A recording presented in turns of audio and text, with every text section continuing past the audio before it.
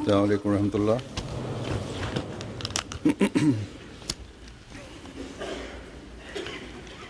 अशहदु अल्ला इलाहा इल्लल्लाह वहदहु ला शरीका लहु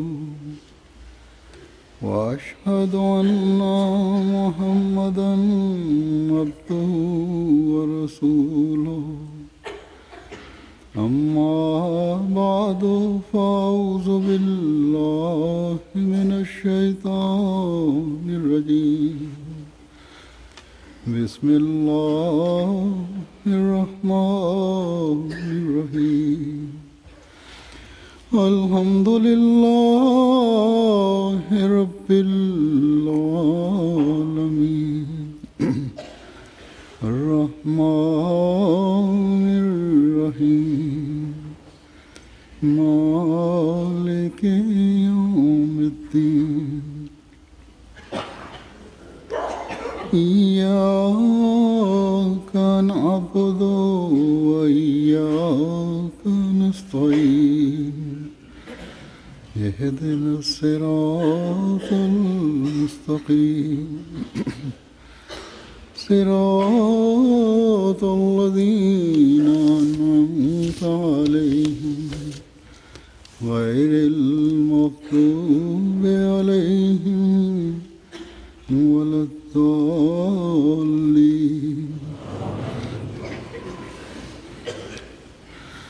वला तहसबन्नल लज़ीना क़ुतिलू फ़ी सबीलिल्लाहि अमवाता बल अहयाउन इंद रब्बिहिम युरज़क़ून। फ़रहीन बिमा आताहुमुल्लाहु मिन फ़ज़लिही वयस्तबशिरून बिल्लज़ीना लम यल्हक़ू बिहिम मिन ख़ल्फ़िहिम अल्ला ख़ौफ़ुन अलैहिम वला हुम यहज़नून।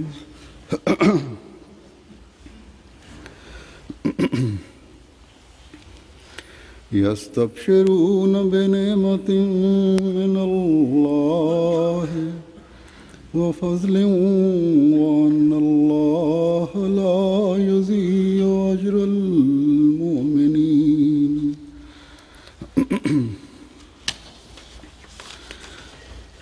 अल्लज़ीना इस्तजाबू लिल्लाहि वर्रसूले मिन बाद मा असाबहुमुल क़र्ह लिल्लज़ीना अहसनू मिनहुम वत्तक़ौ अज्रुन अज़ीम।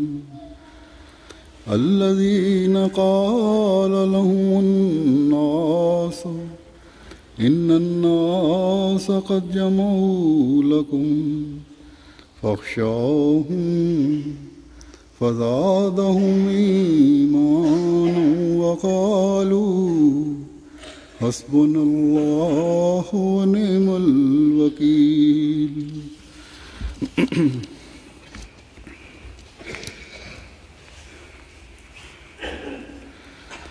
इन आयात का तर्जुमा है कि और जो लोग Halifa mtukufu wayyadahullahu taala bin Asl Aziz anasema kwamba tafsiri ya aya hizi ni ifuatayo: wala usiwadhani wale waliouawa katika njia ya Mwenyezi Mungu ni wafu, sio wako hai mbele ya Mola wao wakiwa wanaruzukiwa vizuri, wakifurahia aliyowapa Mwenyezi Mungu kwa fadhili zake, na washangilia wale ambao hawajajiunga nao walio nyuma yao, ya kwamba haitakuwa haufu juu yao wala hawatahuzunika.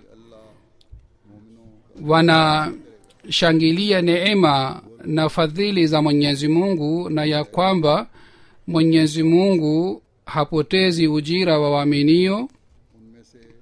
wale waliomwitikia Mwenyezi Mungu na mtume baada ya majiraha kuwapata kwa wale waliofanya wema miongoni mwao, na kumcha Mwenyezi Mungu utakuwa ujira mkubwa.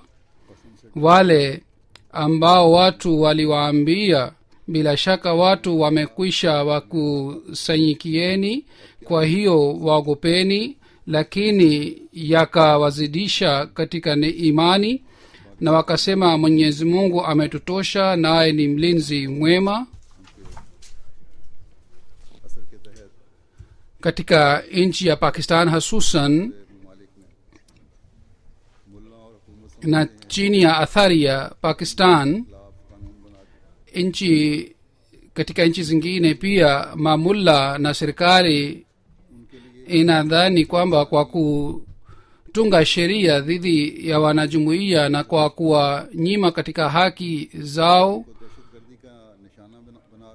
na kwa kudharau haki ya wanadamu na kwa kuwashambulia kwa ugaidi, na watu wote wameruhusiwa kwamba washambulie, na kwa dhana hii wanaona hivi watakwisha maliza jumuiya, lakini hii ni dhana yao. Mti huu ulipandwa na Mwenyezi Mungu, hakuna anayeweza kumaliza, na Mwenyezi Mungu alitoa bishara kwamba mti huu utaota na utaleta matunda. Ni ilhamu ya Sayyidina alayhi salatu wasalam kwamba bushra laka ya ahmadi anta muradi wa mai gharasu laka bikudrati wa yad biyadi,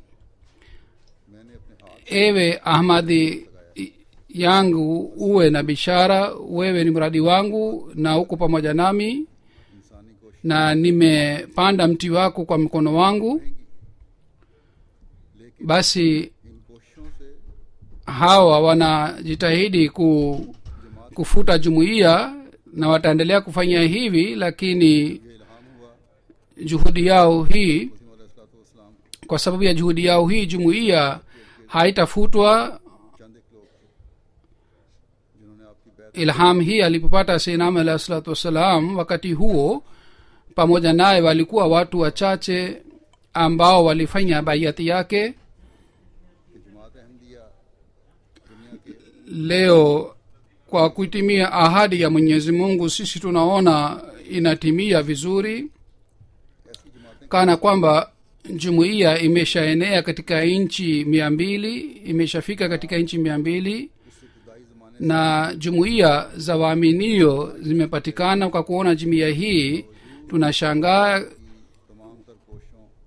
je, tangu awali na mpaka leo maendeleo yaliyopatikana, pamoja na hii kwamba wapinzani walipinga jumuiya, hata serikali pia iliungana nao, je, maendeleo haya yanaweza kuwa juhudi ya manadamu? Jambo hili linatosha kwa ajili ya ukweli ya jumuiya. Ikiwa mtu anataka kujua haki ni nini, basi dalili hii, hoja hii inatosha kwake. Ikiwa hakufunga macho yake, Sayyidina alayhi salatu wasalam amesema kwamba watu wengine wanaandika na wanasema kwamba Mwenyezi Mungu ametuambia katika ndoto au tumepata ufunuo kwamba Mirza Sahib ni mwongo,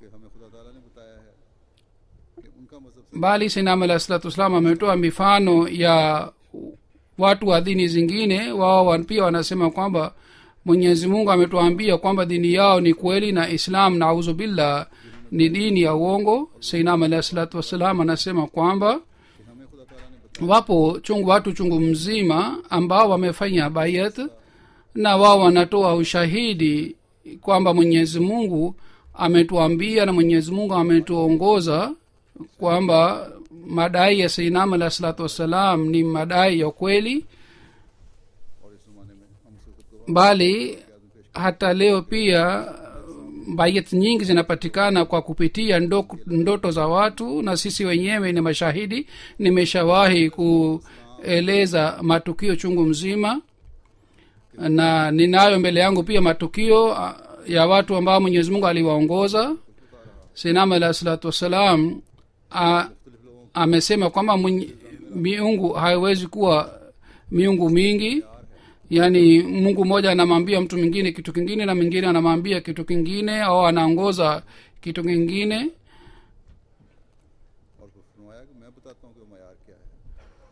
Ikiwa mtu anataka kujua ukweli ni nini, basi kwa ajili yake kuna kipimo kimoja na waambieni kipimo hiki ni nini. Ni kipimo hiki ni kwamba kitendo cha Mwenyezi Mungu kinasema nini. Watu wanasema wameona ndoto, lakini angalieni Mwenyezi Mungu anafanya nini na kitendo chake ni nini. Na maendeleo ya jumuiya inathibitisha kwamba Mwenyezi Mungu yuko pamoja na jumuiya. Leo kujumuika kwa watu wengi juu ya mkono ya uhalifa ni ushahidi tosha ya ukweli wa Sayyidina alayhi salatu wasalam, na watu wanajitolea kwa ajili ya jumuiya.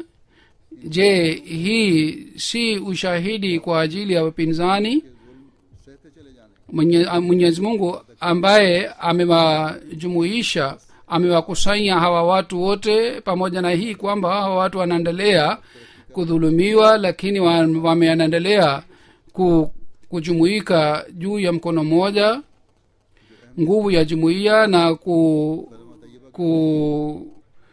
kuendelea kwake na kuenea kwake haiwezi kuzuiliwa na uadui wa jumuiya. Kila mtu kwa ajili ya jumuiya na kwa ajili ya shahada na kwa ajili ya Mtume Muhammad sallallahu alaihi wasallam na kwa ajili ya kuwa mtumishi wa Mwenyezi Mungu anajitolea. Basi kujitolea kwake inatangaza kwamba juhudi yenu na dhuluma yenu haiwezi kuzuia maendeleo ya jumuiya. Katika historia ya jumuiya, Maulvi Abdurrahman Sahib Shahid na Hazrat Sahibzada Abdul Latif Shahid Sahib, kwa watu hawa wawili wanajumuiya walianza kutoa nafsi zao. Sayyidina alayhi salatu wasalam kwa kueleza tukio la shahidi wa Abdul Latif Sahib amesema kwamba shahid kwa uwawa katika njia ya Mwenyezi Mungu,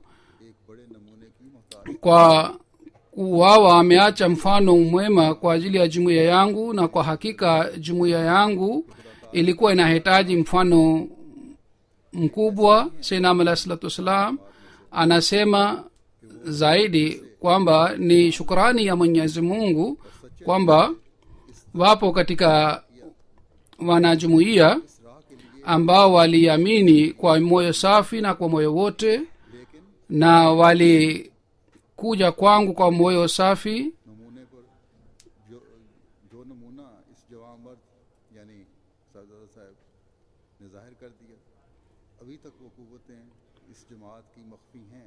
Lakini mfano ambao alionyesha bana Abdul Latif Sahib,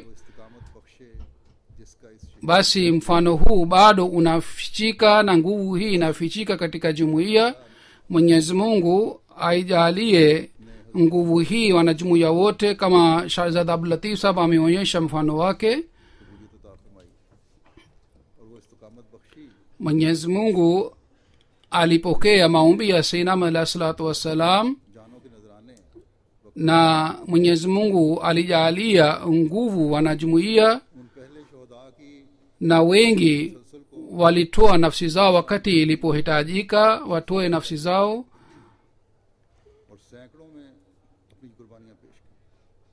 Na wanajumuiya wa Pakistan waliendeleza mfano huu, na mamia walijitolea nafsi zao. Kila aliyeuawa katika njia ya Mwenyezi Mungu kwa sababu na alionyesha mfano ya subra na imani, na kila mwanajumuiya aliyeuawa alikuwa na mfano wake, na kwa sababu ya mfano huu alijitolea nafsi yake katika njia ya Mwenyezi Mungu.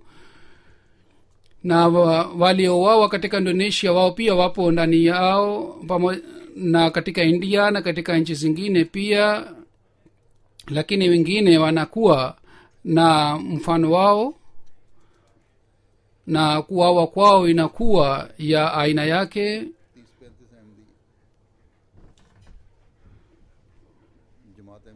1974 wanajumuia 30 au 35 waliuawa wakati ufisadi ulipoenea dhidi ya wanajumuia,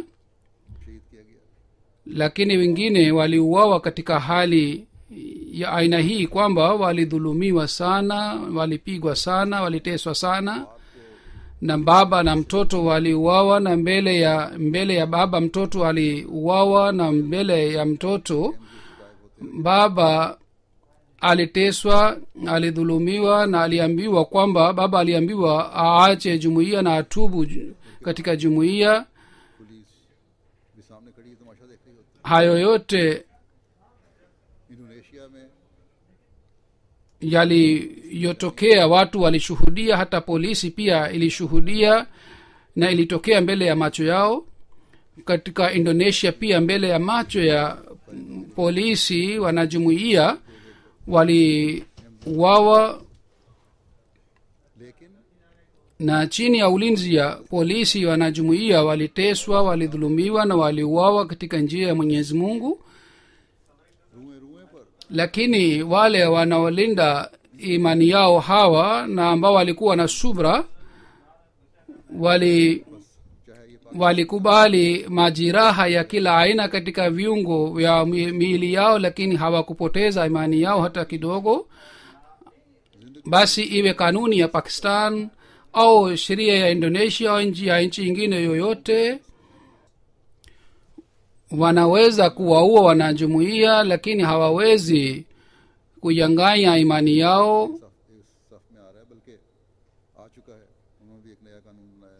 Nimesikia kwamba katika Malaysia pia kanuni inatungwa kule, kanuni mpya imetungwa dhidi ya jumuiya. Hawa pia wajaribu, hawa pia wakumbuke kwamba kudra ya Mwenyezi Mungu inapofanya kazi, basi hawataweza kusimama mbele yake. Wakati huo hakuna mulla yoyote wala serikali yoyote inaweza kuwaokoa, bali hawa maulamaa wa kijina ambao wanafedhehesha jina la Mtume Muhammad sallallahu alaihi wasallam wataletwa katika duara ya wakosefu, na imani ya Ahmadiyya na subra ya imani itaangaa sana wakati huo. Basi Ahmadiyya hawajali wala hawaogopi, wanajua kwamba mwishowe watapata ushindi. Mataifa yanajitolea na wanajumuia pia wanajitolea, lakini lengo la kujitolea kwao ni ridhaa ya Mwenyezi Mungu.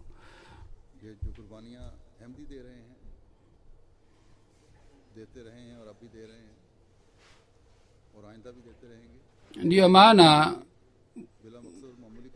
Wahmadiyya ambao wanajitolea na wataendelea kujitolea, hii si bila kuwa na lengo au bila kuwa na kusudi. Kama nilivyosema kwamba katika nchi ya Pakistan dhulma imetendeka sana na inatendeka hata siku hizi. Viongozi hata kama wao wakisema, lakini viongozi wa serikali chini ya ulinzi wao, chini ya utawala wao, wanafanya ugaidi na wanafanya dhulma. Ugaidi na dhulma ya hawa viongozi ina wadhulumu wanajumuia na inawatesa wanajumuia. Hivi karibuni katika Rabwa, wanapolisi, mkurugenzi wa polisi na wasaidizi wake wengine na hata maofisa wengine pia walikuwa pamoja naye, hao wote walimkamata mwanajumuiya mmoja mwenye imani sana bila kuwa na kesi yoyote.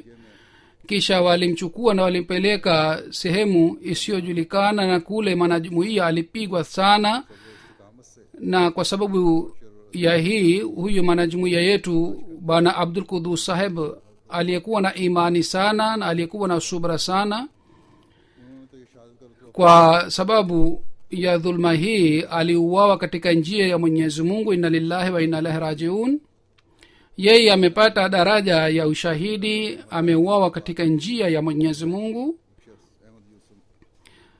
maelezo ya tukio hili ni hivi kwamba katika mtaa wa Nusratabad mtu mmoja wa Ahmad Yusuf aliyekuwa akiuza stamp paper nje ya mahakama, yeye tarehe 4 au 5 ya Oktoba usiku aliuawa na mtu asiyejulikana.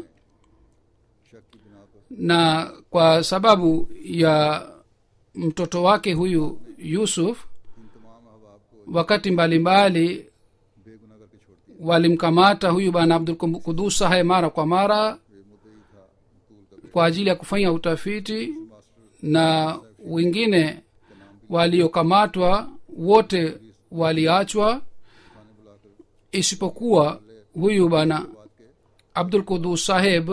jina lake pia lilitajwa na mtoto wa huyu ama Yusuf, na huyu bwana Abdul Qudus alikuwa mwenyekiti wa mtaa wa Nusratabad aliyefanya case dhidi ya Master Abdul Qudus saheb, na alitaja jina lake bila kuwa na ushahidi wote, bila kuwa na sababu yoyote. na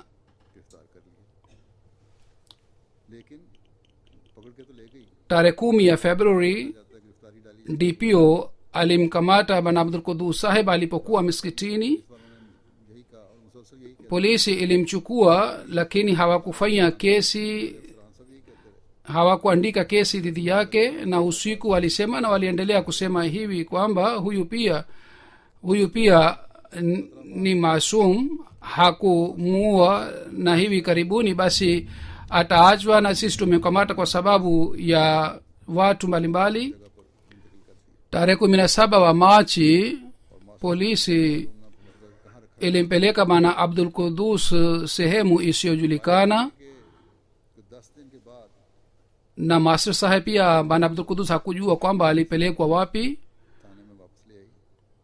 baada ya siku 10 alipopelekwa sehemu isiyojulikana tarehe 26 ya March, walimleta tena katika police station, na polisi ilimpigia simu mtu mmoja mwanajumuiya kwamba njoni na chukueni mtu wenu. wanajumuiya walipoenda kule, bwana Abdul Qudus akasema ni pelekeni, nichukueni. kwa hivyo polisi ikachukua sahihi ya watu juu ya karatasi isiyokuwa na maandishi, na wakampatia bwana Abdul Qudus saheb wanajumuiya, kwa sababu hali ya bwana Abdul Qudus ilikuwa si nzuri. ndio maana wale wanajumuiya wakamchukua bwana Abdul Qudus na wakampeleka hospitalini.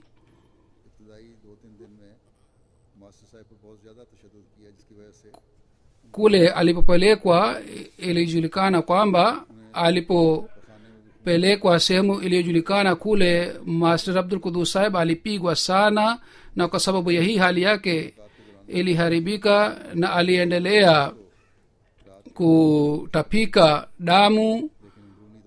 na Master Abdul Qudus saheb alisema kwamba tarehe 17 ya March usiku alikuwa na ufahamu, lakini alikuwa na majeraha sana ya ndani. usiku wanapolisi walimchukua katika sehemu ya umbali ya driving ya 5 au 6 kule. walimpiga sana na waliendelea kumpiga, na waliendelea kumwambia na kusema kwamba tuambie jina la mwenye madaraka wa jumuiya, basi utuambie jina la mwenye kiongozi wa jumuiya, basi tutakuacha.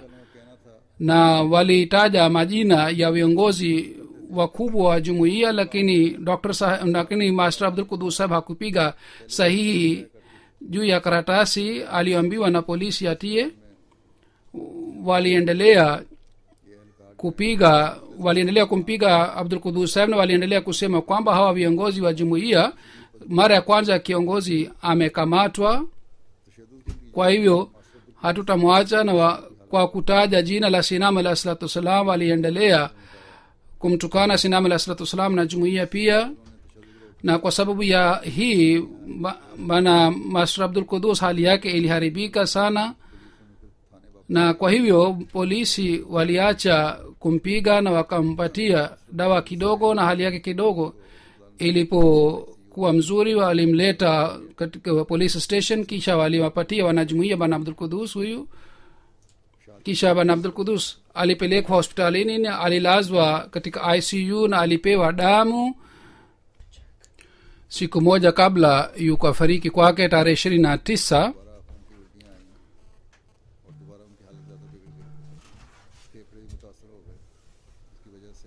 aliacha kutapika damu, lakini tena baadaye alianza kutapika damu na pafu pia iliathirika. Na kwa sababu ya hii tarehe 30 ya Machi, siku ya Ijumaa iliyopita, alizamia, na katika hali hii alifariki. Inna lillahi wa inna ilaihi rajiun. Kabla ya kufariki kwake alipelekwa katika Tahir Institute, na ilikuwa mpango wa kusafisha figo, lakini kwa sababu ya dhulma ya polisi na kwa sababu majeraha hakuweza kupona na alifariki. Maelezo yake ametupatia shemeji yake, anasema kwamba tarehe 17 polisi iliwaambia kwamba karibu na Rabwa Jhangar Galotra, baada ya mji wa Chiniot, walimpeleka na walimpiga sana kule. Anasema huyu shemeji yake kwamba Master Abdul Qudus saheb alimwambia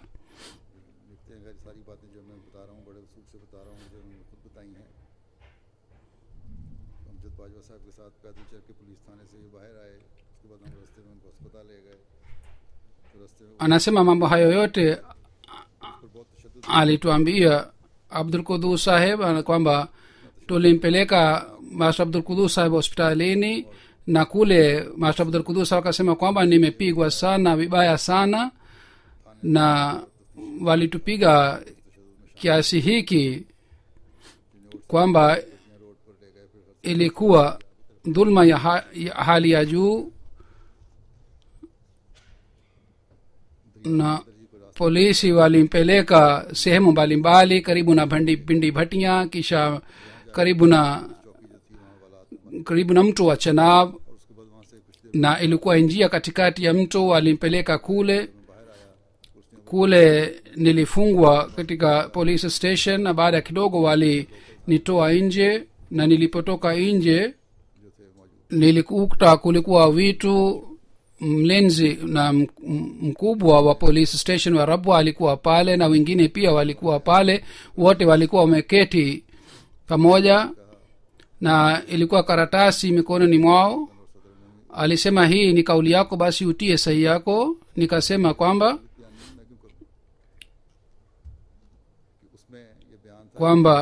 ilikuwa dhidi ya viongozi wa jumuiya, maandiko yale yalikuwa dhidi ya viongozi wa jumuiya, na iliandikwa kwamba mtu ambaye ameuawa, hawa viongozi wameshiriki katika kumuua. Ikiwa unatia sahihi, basi sisi tutakuacha juu ya karatasi hii. Nilikataa kutia sahihi, na mimi sikusema hivi wala haikutokea hivi. Kisha walinitishia, ukitia sahihi mwenyewe utasalimika, pengine sisi tutakupiga na utasema.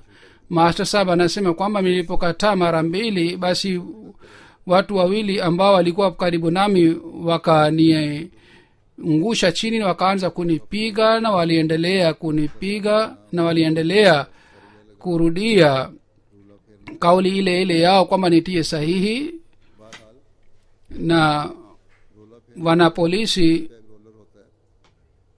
waliendelea kupiga kwa njia mbalimbali, na alilazwa chini, na kisha ilikuwa roller kubwa sana ya mbao iliwekwa juu yake, kisha alifungwa na kamba, kisha hakumpatia, walimkesha na waliendelea kumpiga katika hali hii. Kule mtu mmoja aliyekuwa mjambazi na aliyekuwa mashuhuri katika uwizi, yeye pia alikuwa pale, na polisi wanakuwa na silaha ya aina fulani kwa ajili ya kuwapiga watu. Basi walipokuwa wakimpiga yule jambazi 5 na walikuwa wakinipiga 25, mimi hali yangu ilipoharibika kidogo, wakanipeleka sehemu fulani na wakanipiga sindano. Kisha nilipopata ufahamu kidogo, wakaanza kunipiga tena, wakaanza kunitukana, na wakaendelea kusema kwamba waite viongozi wako wanajumuia, viongozi wa jumuia waje na wakuchukue, na waliendelea kuwatukana viongozi wa jumuia. Na master sahib anasema niliudhika sana kwa sababu ya matukano yao, na walikuwa hawanipatii chakula, na walinipiga kiasi hiki kwamba sijawahi kusikia katika maisha yangu. Nilikuwa sina uwezo, kwa hiyo niliendelea kufanya maombi kwa Mwenyezi Mungu anipatie uwezo ili niweze kuvumilia dhidi ya dhulma yao. Sadra Umumi Sahib pia aliniandikia, na Sadra Sahib anasema nilimuuliza kwamba wamekupiga kia sana, na bebe labda umeandika kitu chochote, lakini Master Sahib akasema hawakuweza kunilazimisha niandike hata neno moja. Hii ni kisa cha yule ambaye alibaki juu ya imani na alionyesha subra, alitoa nafsi yake lakini hakutoa ushahidi wa uongo. Mwenyezi Mungu amesema kwamba uongo ni sawasawa na ushirikina. Basi huyu shahidi ametupatia mafunzo mengi, na ametupatia funzo hii pia kwamba kwa ajili ya kuimarisha tauhidi hatutakiwi tujali nafsi zetu. Na shahid marehum alitimiza ahadi yake vizuri sana. Shahid marehemu, ikiwa kwa sababu ya dhulma ya wanapolisi angeandika kitu chochote, basi matukio yake yangekuwa mabaya sana kwa ajili ya jumuiya. Kama Mirza Ghulam Qadir Shahid pia walitaka yeye pia aandike, na ile mpango ilipangwa na chama cha ugaidi, lakini hapa polisi imefanya mpango huu, na huenda viongozi wa wilaya ingawa wanakataa, lakini inawezekana kwamba hawa hawajui, lakini hawa maofisa wadogo waliendelea kupata amri kutoka kwa juu. Ikiwa Ziaulhaq anaweza kumpigia simu mwenyewe mtu wa polisi, basi inaweza kutokea hii pia, kwa sababu hapa viongozi wote ni dhidi yetu. Basi hapa ikiwa sisi tunataka kufanya kesi, lakini wakubwa wanasema kwamba tufanye sulhu, wakosefu kule Pakistan wao ni viongozi, na sisi hatuoni kwamba uadilifu utapatikana. Lakini kwa kutumia sheria na chini ya sheria ya Pakistan, jumuiya itafanya juhudi sana kwa ajili ya kufanya kesi na kupata uadilifu. lakini ikiwa bana Masr Abdul Qudus angeandika kitu chochote basi ingekuwa hatari sana kwa ajili ya jumuiya, na viongozi wa jumuiya wakubwa wangekamatwa kwa sababu ya kesi hii na kwa sababu maandiko haya. Ikiwa angeandika bana Abdul Qudus, na jumuiya hii ambaye ni jumuiya ya amani, kwa wangejaribu kuharibu jina la jumuiya, na kwa sababu ya hii jumuiya ingepata hasara, na si katika nchi ya Pakistan pia bali katika duniani jumuiya ingepata hasara. Hawa maadui walifanya hila ya kufedhehesha jumuiya, lakini Mwenyezi Mungu kwa kumpitia mtu ambaye alikuwa mpole sana na alikuwa hawezi kufikiria dhulma ya aina hii, Mwenyezi Mungu alivunja hila ya hawa maadui, na yeye akasimama dhidi ya hawa kama ni mlima, na hakumpatia jumuiya madhara hata kidogo. Ewe Qudus, sisi tunakusalimu.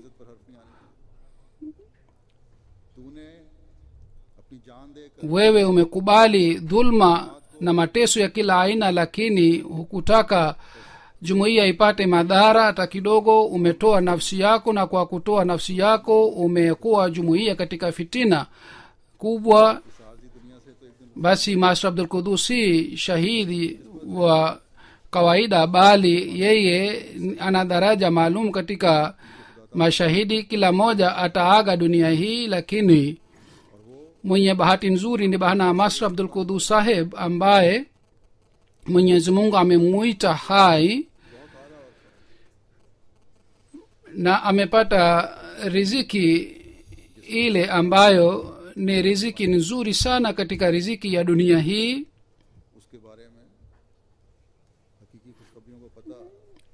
Kwa amejitolea kwa ajili ya jumuiya hii na kwa ajili ya lengo kubwa. Yeye alipata, lazima atakuwa amepata bishara yake huko akhera. Masr Abdul Qudus saheb ametupatia funzo. Tunatakiwa tukumbuke kwamba hasbunallah wa ni'mal wakil, Mwenyezi Mungu anatutosha na Mwenyezi Mungu ni mlinzi mwema. Basi tupate hali ya aina yoyote, tusimwache Mwenyezi Mungu. Yeye ametupatia funzo hili. Mwenyezi Mungu anasema, na Sayyidina alayhi salatu wasalam pia ameeleza hivi kwamba watu wa dunia hawawezi kuwapatieni madhara ikiwa nyinyi mna uhusiano mzuri na Mwenyezi Mungu. Hawa watu ambao kwa dhana yao kwa kuwatukana wanajumuiya na kwa kusema maneno machafu dhidi ya Sayyidina alayhi salatu wasalam wanatuudhi sana na wanafurahi kwa sababu ya kututesa. Itakuja siku moja inshallah taala Mwenyezi Mungu atachukua hisabu kwa hawa kila mmoja, na atawaadhibu hawa wote. Shahid marehemu yeye ameacha mfano kwa ajili ya wanajumuiya wa Pakistan, na hususan wenyeji wa Rabwa. Ameacha mjumbe huu kwamba ni sawa, tunatakiwa tuwaheshimu viongozi, lakini awe ofisa wa aina gani hatutakiwi tumwogope. Hata yeye anatudhulumu, anatutesa vipi, ikiwa mwanajumuiya anatakiwa aogope, basi anatakiwa amwogope Mwenyezi Mungu.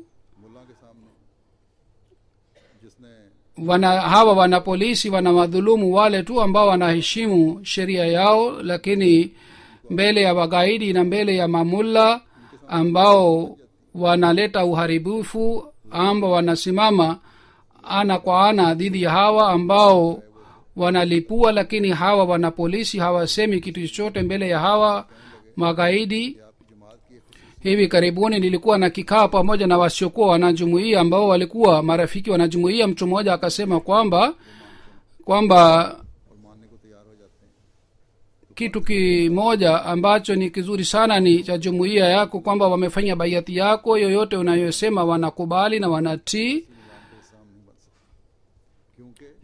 Basi kwa nini hamfanyi kitu chochote dhidi ya dhulma inayotendeka huko Pakistan, lakini nilisema kwamba sisi hatuwezi kwenda kinyume na sheria ya nchi, kwa sababu kanuni ya Pakistan inamwambia mwanajumuiya kwamba kwanza akiri kwamba yeye si Muislamu kisha apige kura, na wanajumuiya hawawezi kupiga kura katika hali hii.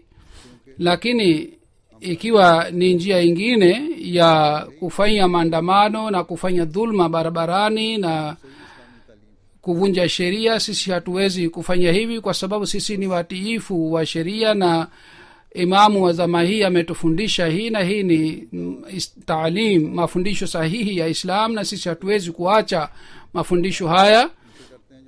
Basi idara mbalimbali ya serikali inawasaidia wale ambao ni wagaidi au wale ambao wana nguvu, na wale ambao wanatoka nje na wanafanya maandamano. Vile vile wanasiasa pia wanawasikiliza.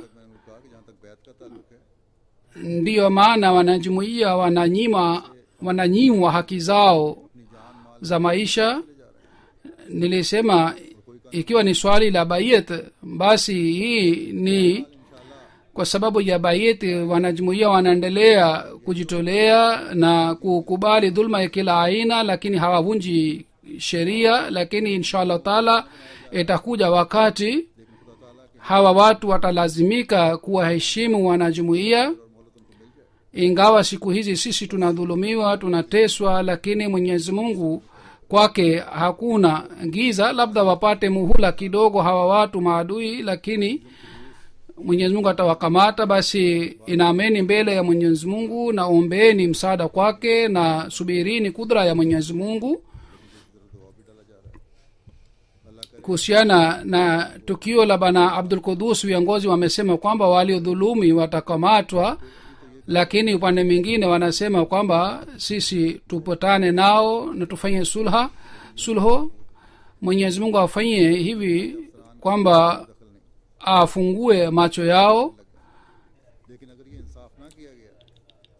Ingawa inasema kwamba dhulma hii imefanywa na maofisa wadogo, lakini viongozi wa serikali hawahusiki. Lakini kama uadilifu haukufanywa, itathibitisha kwamba viongozi wote na serikali yote ilishiriki katika dhulma hii. Na kama nilivyosema kwamba labda inakuja kudra ya Mwenyezi Mungu kuchelewa kidogo, lakini hakuna giza kwake. Lazima hawa watapata adhabu. Hawawezi kufaulu katika hila zao za kufedhehesha jumuiya au kufuta jumuiya. Jumuiya itaendelea kupata maendeleo. Kuenea kwake jumuiya katika nchi 200 ni kwa sababu ya dhabihu na kujitolea kwa hawa wanajumuiya ambao walitoa nafsi zao na waliuawa katika njia ya Mwenyezi Mungu. Basi imani ya kila mwanajumuiya inatakiwa iboreke na imarike zaidi, kwamba dhabihu hii inakaribisha ushindi kwetu, na ikiwa dhabihu kubwa inatolewa, basi ushindi pia unakaribia zaidi. Mwenyezi Mungu anasema kwamba wala tahzan wa antumul alawna in kuntum mu'minin, nyinyi msionyeshe udhaifu wala msihuzunike, nyinyi mtapata ushindi ikiwa nyinyi ni waaminio. Lakini kulinda imani ni jukumu letu. Basi kila ushahidi inatakiwa ulete maendeleo katika imani yetu, kisha muone namna gani fadhili za Mwenyezi Mungu zitashuka. Endeleeni kufanya subra na kufanya maombi. Watu wengine wananiandikia kwamba zaidi ya subra na maombi tunatakiwa tufanye. Nimeshawahi kueleza mara kwa mara kwamba silaha yetu ni subra na maombi. Kutumia vizuri hii, kila mwanajumuiya atumie vizuri subra na maombi, kisha muone namna gani fadhili za Mwenyezi Mungu zitashuka.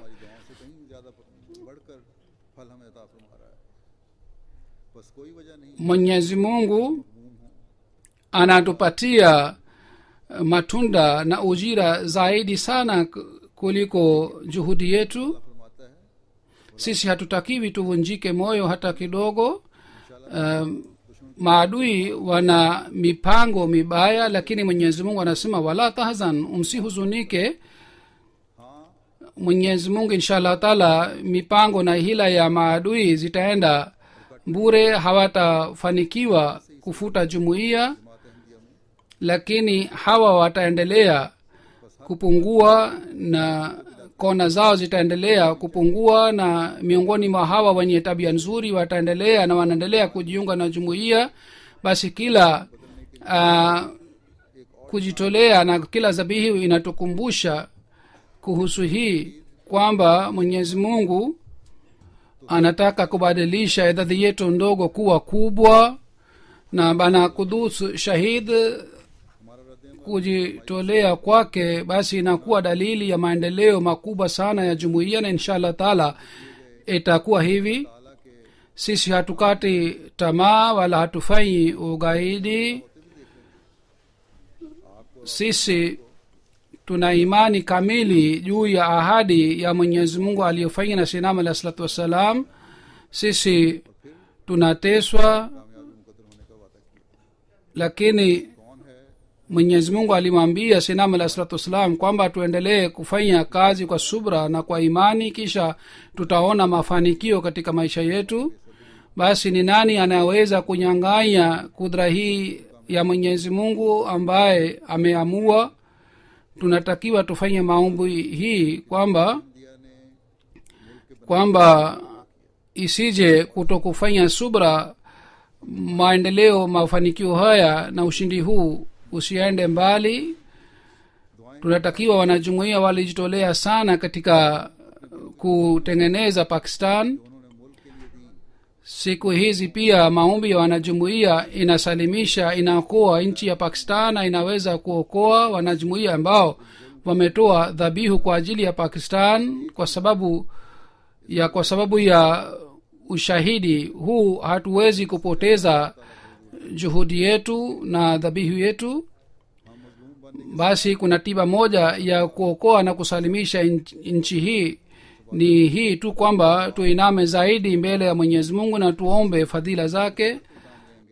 Pamoja na hii kwamba tunadhulumiwa, ikiwa tukifanya kazi kwa subra na kwa maombi na kwa imara, tukifanya hivi basi inshallah taala tutaona ushindi hivi karibuni. Mwenyezi Mungu afanye iwe hivi, na sisi tuone kwamba dhulma iondolewe katika Pakistan na katika nchi zingine.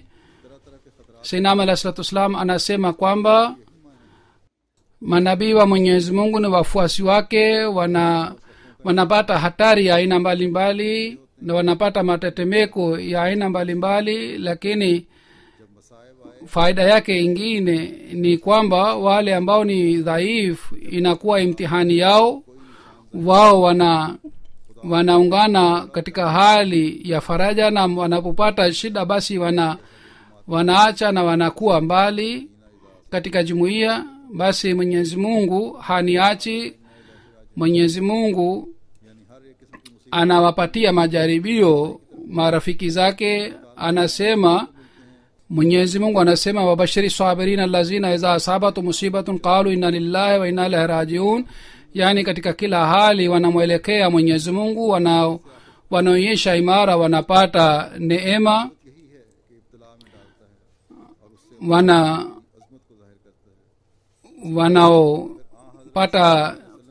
wanaoishi katika starehe, basi wanakata uhusiano wao na Mwenyezi Mungu. Kwa mfano Kisra ikiwa asingetoa hukumu ya kumkamata Mtume sallallahu alaihi wasallam, muujiza huu haukupatikana ya kuuawa kwake siku ile ile. Ikiwa watu wa Maka wasimfukuza Mtume Muhammad sallallahu alaihi wasallam, basi sauti hii fatahana laka fata mubina isingepatikana. Kila muujiza unapatikana baada ya majaribio. Maisha ya starehe haina uhusiano na Mwenyezi Mungu. Ikiwa ufaulu tu unapatikana, basi mtu hawezi kuwa na uhusiano na Mwenyezi Mungu. Mwenyezi Mungu aendelee kutupatia ushindi na atuonyeshe ushindi hivi karibuni, na akubali dhabihu hii na kujitolea kwetu, na Mwenyezi Mungu aendelee kumghufiria bwana Abdul Qudus huyu shahid. Baada ya swala nitasalisha jeneza yake ghaibu, nieleze kidogo kuhusu maisha yake.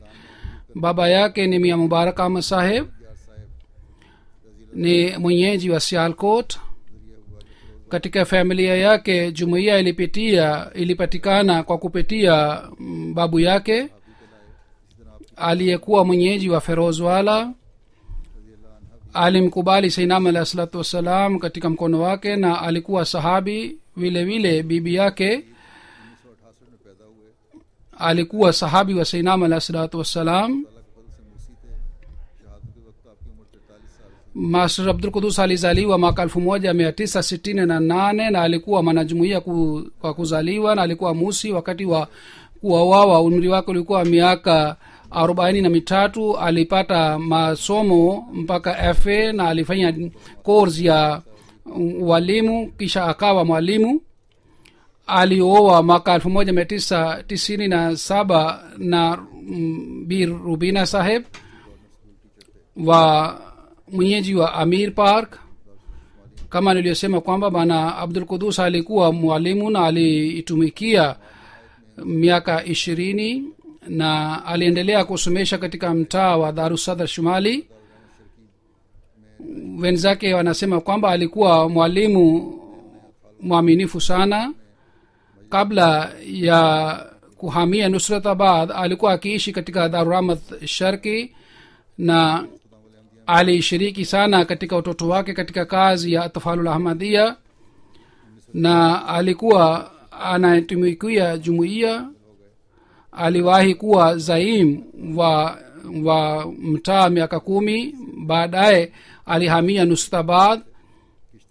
Katika Nusratabad aliwahi kuwa zaim wa mtaa, na vile vile alikuwa kiongozi wa kuendesha marekebu, na alikuwa anajua vizuri kuogelea.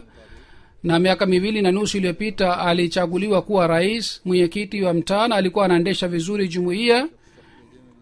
Sawa na wanajumuiya wa mtaa ule wanasema kwamba alikuwa bana Abdul Qudus alikuwa na hulka njema sana. Hata kama mtu mwingine alikuwa akitumia ulimi makali au maneno makali, alikuwa akifanya tabasamu.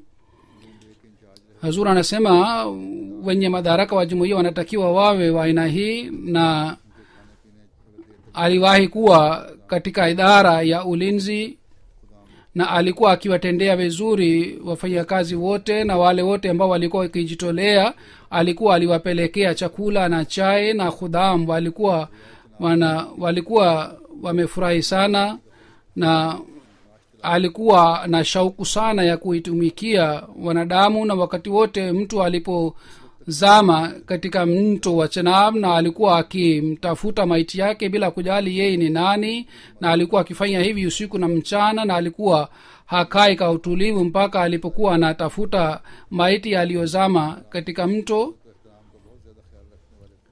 Shahid marhum alikuwa mtiifu wa hali ya juu, na alikuwa akiwaheshimu sana viongozi wote wa jumuiya. Kutoka alipokuwa mwanafunzi alikuwa akishiriki sana katika michezo mbalimbali, na alikuwa mchezaji mzuri sana. Zura anasema nimemuona amewahi kuitumikia pamoja nami pia kwamba yeye alikuwa hana tabia ya kuonyesha. Wengine wanakuwa na shauku ya kuja mbele na kuonyesha kazi yao, lakini alikuwa akikaa nyuma. Ilhali alikuwa kiongozi, lakini alikuwa akikaa nyuma. Mama yake alikuwa na hamu aende ajiunge na chuo cha jumuiya, lakini hakuweza kufanya hivi.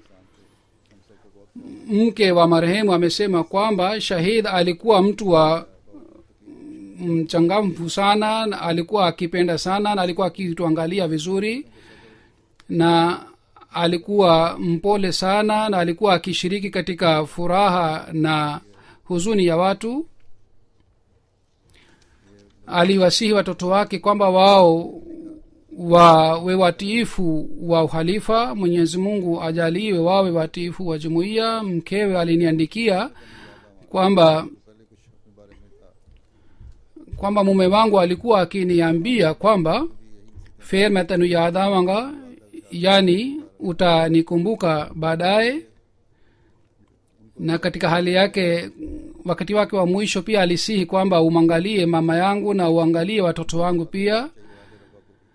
Lazima huyu mwanamke atamkumbuka mume wake, lakini sisi wenyeji wa Rabwa tunamwahidi bana Abdul Qudus kwamba sisi hatusahau ihsani. Yeye ametufanyia ihsani sana na sisi hatuwasahau anafanya ihsani. Inshallah taala sisi pia tutamkumbuka bana Abdul Qudus.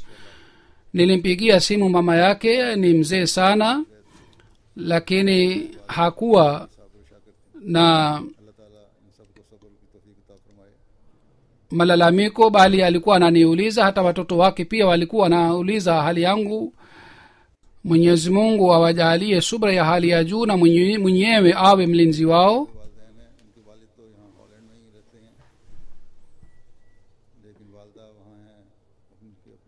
Ameacha wazazi wazee. Baba yake anaishi hapa Holland, lakini mama alikuwa akiishi pamoja naye bana Abdul Qudus.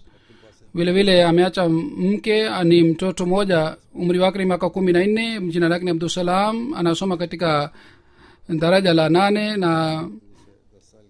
na 13 ni Abdul Wahab, na mtoto mwingine ni miaka 5, na mtoto ni binti ni miaka 10, anasoma katika daraja la 4. Mwenyezi Mungu awalinde hawa watoto wote. Inshallah baada ya swala ya Ijumaa nitasalisha jeneza yake ghaibu.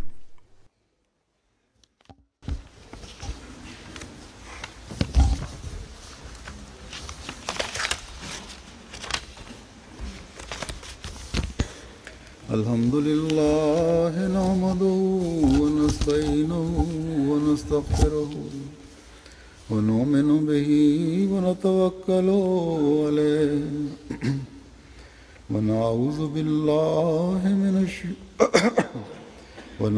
billahi min shururi anfusina wa min sayyiati a'malina. من يهده الله فلا مضل له ومن يضلل فلا هادي له ونشهد أن لا إله إلا الله ونشهد أن محمدا عبده ورسوله. عباد الله رحمكم الله، إن الله يأمر بالعدل والإحسان وإيتاء ذي القربى وينهى عن الفحشاء والمنكر والبغي يعظكم لعلكم تذكرون. اذكروا الله يذكركم وادعوه يستجب لكم ولذكر الله أكبر.